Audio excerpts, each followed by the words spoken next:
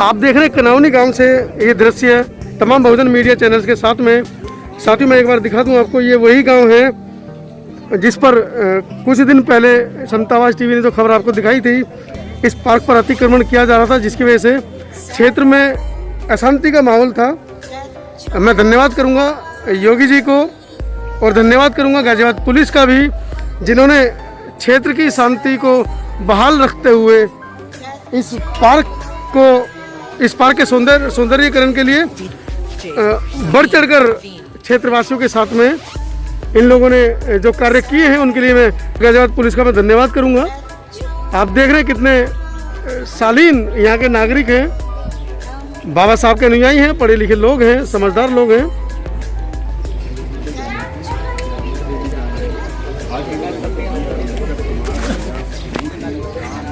और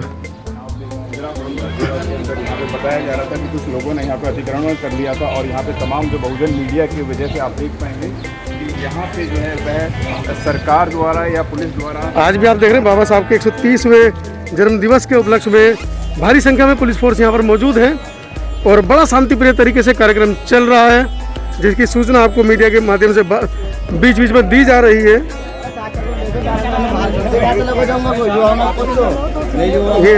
ये देश के युवा हैं, भावी भविष्य हैं, जो विश्व रत्न बाबा साहब के जन्म दिवस पर अपनी श्रद्धा सुमन अर्पित कर रहे हैं बाबा साहब को। ये कनौनी गांव में हैं हम, गाजियाबाद में इस समय, मोहद्दीनपुर गांव में। हाँ,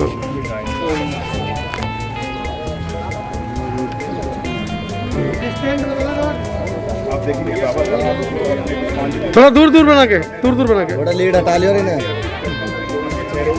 बता रही है यहाँ पे और अच्छे से सरकार की गाइडलाइन का पालन भी किया जा रहा है। क्या हमारे दादा वगैरह क्या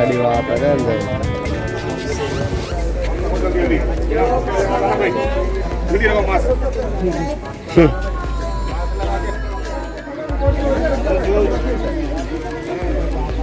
विश्व रत्न बाबा साहब को आप देख रहे हैं कि गाजियाबाद पुलिस की तरफ से भी श्रद्धा सुमन यहाँ पर अर्पित की जा रही है।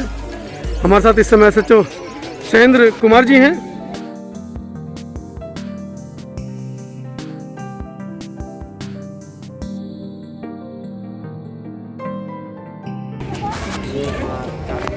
महिलाओं की भी यहाँ पे बड़ी अच्छी भूमिका है।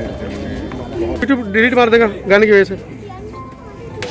भीमसेना के राष्ट्रीय उपाध्यक्ष वीरेंद्र भारती जी यहाँ पहुँचे हैं, उनका बहुत बड़ा हाथ है इस पार्क को विकसित कराने में।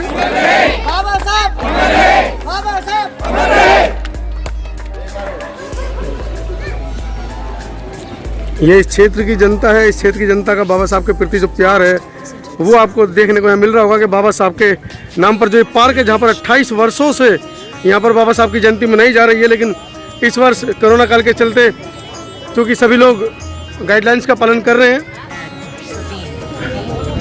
आओ भारती,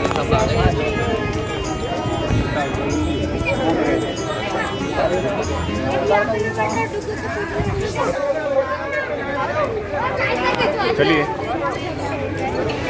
आइए सर। ये समय आप भी खड़े हो जाओ, पैसों को बनाइए। पहले एक कीजिए एक ही बात है,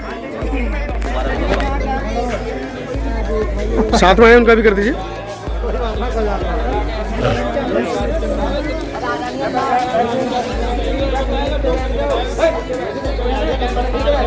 आइए मास्टर साहब आइए।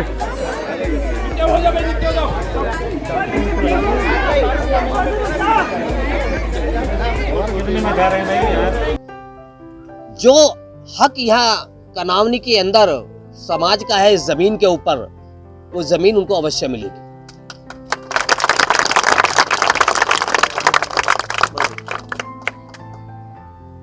दूसरा, मैं यहाँ पर बच्चे हैं, कुछ युवा भी हैं, क्योंकि आज बाबा साहब का पर्व है, उनका जन्म उत्सव मनाया जा रहा है। मैं थोड़ा सा प्रकाश यहाँ के युवाओं के बीच में डालना चाहता हूँ। सम्मानित साथियों, बाबा साहब का जन्म 14 अप्रैल सन 1891 में महू मध्य प्रदेश के एरिया में हुआ था। और बाबा साहब के बारे में आज टीवी पर एक नाटक चल रहा है, शायद आप लोग उसे देखते हो। जिस प्रकार से हमने धार्मिक ग्रंथों के बारे में बिना किसी सूचना के, बिना किसी जानकारी के सारी चीजें सीखी हुई हैं, ये जो धारावाहिक टीवी पे चल रहा है, ये भी हमारे लिए एक मील का पत्थर साबित होगा। मैं सभी युवाओं से अपील और अनुरोध करूंगा कि जो बच्चे उस सीरियल को नहीं देख रहे हैं वो उसको अवश्य देखें। बाबा साहब के जीवन में उन्होंने किस प्रकार से कठिनाइयां झेली हैं, अभी तो उनका बालक का रोल उसमें चल रहा है, किस प्रकार से वो एक उपेक्षित और शोषित समाज में रहते हुए एक मनुवाद के द्वारा जो शोषण और जो एक षड्यंत्र हम लोगों के ऊपर शुरू से होता आया है, उसमें साफ दिखाया जा रहा है, उसे आप देख सकते हैं। आगे चल करके आप देखेंगे कि बाबा साहब ने किस प्रकार देश के अंदर अपना महत्वपूर्ण योगदान दिया। जो करेंसी, जो नोट आप देखते हैं, जिसके माध्यम से आज ये पूरा देश चल रहा है, ये जो नोट है ये भी बाबा साहब की देन है। रिजर्व बैंक ऑफ इंडिया 1935 में बाबा साहब ने बनाया था। LIC, जहां आप अपनी मेहनत का पैसा जमा करते हैं, ये भी बाबा साहब की दी हुई है। बहुत सारे लोगों को शायद जानकारी नहीं होगी। हम लोग उस पर देखते हैं कि महात्मा गांधी का फोटो है, लेकिन महात्मा गांधी जी का कोई रोल नहीं है रिजर्व बैंक ऑफ इंडिया के लिए। लेकिन जिनका रोल था, जिन्होंने उसकी स्थापना की, उनका उसमें कहीं कोई रोल नहीं। तो साथियों, मैं बहुत कम समय यहाँ लूंगा क्योंकि अगला प्रोग्राम लगा हुआ है। आज का समय आप लोगों को पता ही है। शाम को गाजियाबाद के अंदर जन्मोत्सव बहुत बड़े ही धूमधाम से मनाया जा रहा है। बाबा साहब डॉक्टर अंबेडकर पार्क में आप सभी लोग पहुंचे, मैं सभी को आमंत्रित करता हूं। वहां जो जुलूस, जो बाबा साहब की जो जयंती मनाई जाती है, वो गाजियाबाद के अंदर एक बड़ी ऐतिहासिक होती है। तो वहां भी आप अपना जाएं और उसमें योगदान दें और एकता का परिचय जरूर दें, क्योंकि बाबा साहब ने हमें 3 मंत्र दिए, शिक्षा, संगठन और फिर संघर्ष। तो जो आज आप संघर्ष कर रहे हैं उसको आप तभी जीत सकते हैं जब आपका संगठन मजबूत होगा। संगठन चलाने के लिए आपको शिक्षा की जरूरत होगी, क्योंकि आपका मार्गदर्शन करने के लिए आप लोगों के बीच में आज बहुत सारे लोग हैं। तो मैं मानता हूं आपको कहीं भी निराशा हाथ नहीं आएगी, आप विजय जरूर होंगे। और मेरा पूरा विश्वास है कि जिस जमीन के लिए आप लड़ रहे हैं, ये जमीन आप लोगों को अवश्य मिलेगी। धन्यवाद।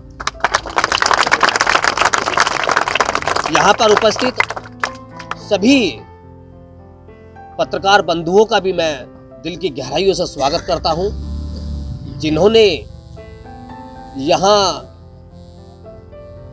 इस कार्यक्रम में पहुंच करके मीडिया के रूप से शुरू से ही इस पार्क की आवाज उठाते रहे हैं। और आज फिर दोबारा से हमारे पत्रकार बंधु यहाँ आए हैं आप लोगों की लड़ाई लड़ने के लिए।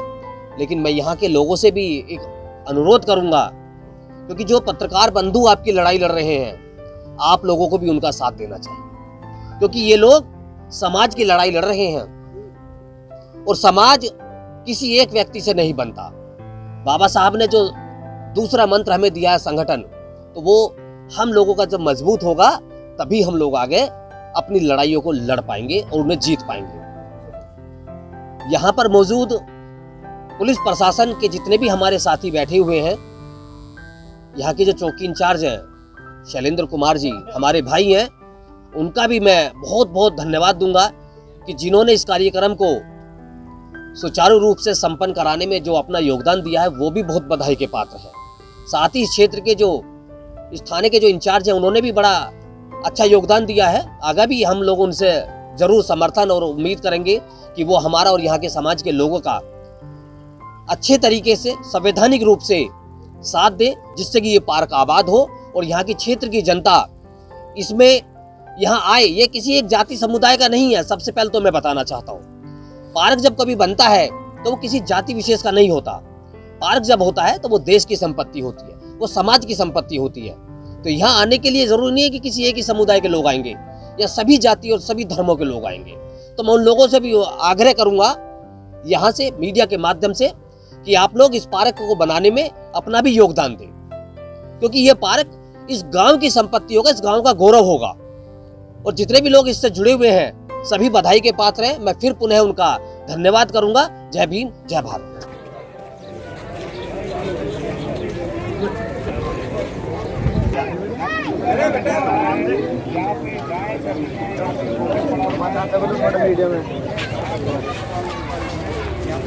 गाजियाबाद के कनावनी गांव में इंदिरापुरम में महुद्दीनपुर गांव है ये। मैं आपको दिखा रहा हूँ जिस पार्क के ऊपर विवाद चल रहा था। हालांकि जीत हमेशा संविधान की होती है। आप लोग कितना पाखंड अंधविश्वास फैलाएंगे वो एक अलग कहानी है, लेकिन इस पार्क की मैं स्थिति दिखा दूं कि अगर ये क्षेत्रवासी जो इस पार्क के लिए लड़ रहे हैं, अगर इस क्षेत्रवासियों ने अगर इस पार्क को संभालने का जिम्मा ना उठाया होता तो मैं आपको दिखा दूं दूसरी तरफ इस पार्क के अंदर किस तरह से अतिक्रमण करके गोबर कूड़ा, अभी तक पार्क की सफाई तक नहीं हुई है। ये हाल है डॉक्टर अंबेडकर पार्क का। अगर ये पार्क किसी दूसरे अन्य महापुरुष के नाम पर होता, स्वर्ण जाति के किसी पुरुष के नाम पर होता, तो शायद आज यहाँ पर रेलिंग्स और जो पार्कों में तमाम सुविधाएं होती हैं वो इस पार्क में होती है। लेकिन मैं धन्यवाद करना चाहूँगा करावनी के इन युवाओं का, करावनी के इन नागरिकों का, जिन्होंने इस पार्क के सौंदर्यकरण के लिए आगे निकल कर आए हैं, आगे बढ़कर आए हैं और बाबा साहब अम्बेडकर पार्क के लिए जो है अपना तन मन धन से और साथ ही साथ अपना समय भी यहाँ पर खर्च कर रहे हैं। मैं हूँ इस समय गाजियाबाद के कनावनी में, इंदिरापुरम में। ये गांव है महुद्दीनपुर। अपने सहयोगी ज्योति अंबेडकर के साथ समता आवाज टीवी से मैं मनोज अंतानी। सब्सक्राइब करें आपके अपने चैनल समता आवाज टीवी को, बेल आइकन दबाना ना भूलें सबसे पहले हमारी वीडियो देखने के लिए।